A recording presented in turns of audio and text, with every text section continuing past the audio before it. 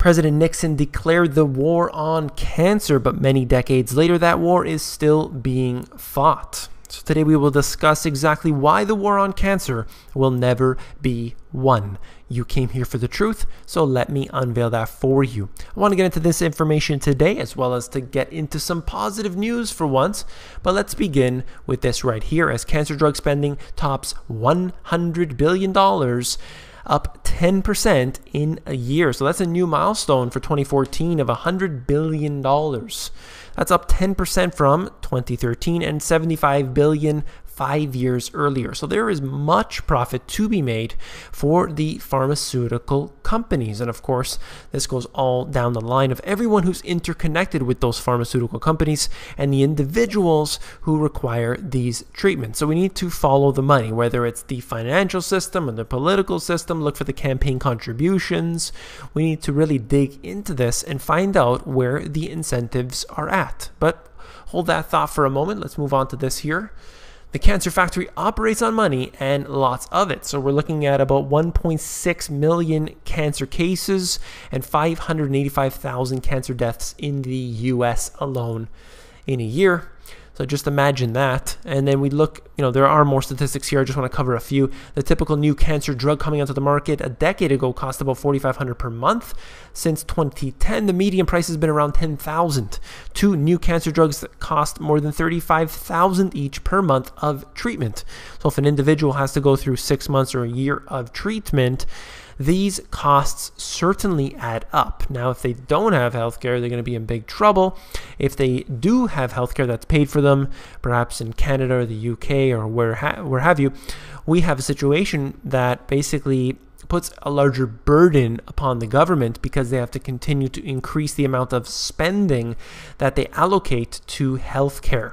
This is obviously a problem when the GDP of these particular nations isn't growing as fast as the economy should be, obviously becoming a huge burden. There are much more details in this article here, essentially trying to show you that, in fact, the cancer industry is extremely profitable. Let's look into this article written by the writers of Freakonomics and Super Freakonomics, a great light book, or two great light books if you want to read those. The profit motive is certainly a factor. Doctors have incentives. So, oncologists are among the highest paid doctors, their salaries increasing faster than any other specialists. And they typically derive more than half of their income from selling and administering chemotherapy drugs. So think about that for a second as I repeat this. They typically derive more than half of their income from selling and administering chemotherapy drugs. So their house, their car, all of their essentials for life are all paid for by giving these patients their drugs. So what are the incentives here then to give these people the drugs? What are they really up to? Are they always really in need of these so-called therapies?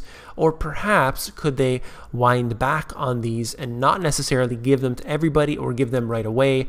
Just wanted to make a note that if the cancer took 10 years or 20 years to develop, it may not necessarily be so urgent as they always claim that it is. That's all I wanted to note for this. There is so much more information in this here, but not willing to get into the details of that. Let's begin with this out of The Guardian. The number of people in their 40s and 50s being afflicted by strokes is soaring, with obesity and sedentary lifestyles to be behind the rise. There is much going on here, but we see that it is not just cancer, but it's strokes, it's heart attacks, it's everything that is in fact getting worse. This is a sad indictment of the nation's health. So we have these statistics here, more in this article here, but I'm going to move on. Looking at the Telegraph, the cost of healthy living soars in the developing world while junk food gets cheaper. And basically what it's trying to suggest here is that if you want to live healthy, you got to spend more money. But if you want to eat cheap garbage, well, then it's getting cheaper. What's happening here is that you have things being created out of test tubes. You have so-called food being grown, and it is not being grown in the conventional ways. Now, what exactly am I talking about? Well, look at this article out of the Washington Post. This is the future of meat. from the petri dish to the plate. They're actually able to create cultured meat from the muscle tissue harvested from cows. So soon you won't be getting a burger that's derived from a cow directly. They didn't just cut the piece off and send it onto your plate. They're now going to be growing it from a test tube, and this is in fact a better way to do it. They suggest that they're going to cause a lot less pollution by doing so, and that is such a big factor with all of this so-called climate change that is taking place.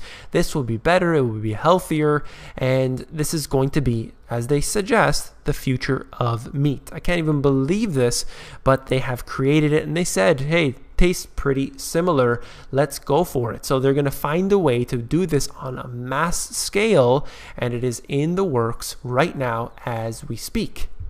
Then we move on to this here out of Fox News. Small radioactive leak detected at Japan's Fukushima nuclear plant. A small quantity of radioactive water has leaked from a storage tank. Well, it's just a small amount. You know, this is what they suggest, that it's always just a small amount. This has been, in fact, leaking from Fukushima since it occurred. There has never been a stoppage in this leak. It has been, you know, going off into the atmosphere. It's been leaking into the ocean, and nobody's really saying anything anymore. It's sort of just swept under the rug, all because it is not really on the front page news anymore, and that is simply how it works. As long as it's not on the front page news, it really isn't news anymore, despite the fact that this is extremely dangerous and affecting the lives of everyone in the world. In my free ebook right here, I talked about the fluoridation problem that we have. Of course, the government suggests that they fluoridate the water supply, whether for good reasons or bad reasons. They say that they fluoridate the water supply. So what you're thinking is that they're putting in sodium fluoride. That's what your dentist will tell you. That's what the general mainstream media will tell you. But unfortunately, if you look this up for yourselves, you will find that they are using fluosilicic acid in most cases. This right here is, in fact, a toxic waste byproduct of the phosphate industry. They basically take this from the smokestack scrubbers and they scrape it off and put it into all these big containers, and from these big containers they then sell them to the municipal water supplies all around the world. This is what goes into our water. It's similar to fluoride in a way, but of course it is not the same fluoride that is sodium fluoride, and definitely not the same fluoride that exists in nature. So this is what we have. This is why we need to understand the deeper truths and the deeper meanings beyond what we are being told.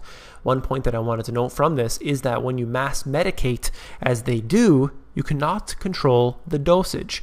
A very, very serious problem. If you want to see this free ebook, they're always down in my description below of the videos. There's one on fluoride, one on genetically modified food, and others, so take a look there. U.S. lowers fluoride levels in drinking water for the first time in 50 years. This article is out of The Guardian, and finally, we have some positive news, and anytime we do, I like to bring it here. And what we are seeing here is that they actually lowered the level to 0.7 parts per million, because they're saying, finally admitting, that too much fluoride is a common cause of white splotches on the streaks on the teeth. So what we have here is an admission to what they have been saying now for quite some time. They knew this all along, but at least they're finally willing to admit that. This is a victory, a small one, but it is definitely a victory, and we need to celebrate it. We also have this article out of the AP. Hawaii groups plant coconut trees, protest against Monsanto.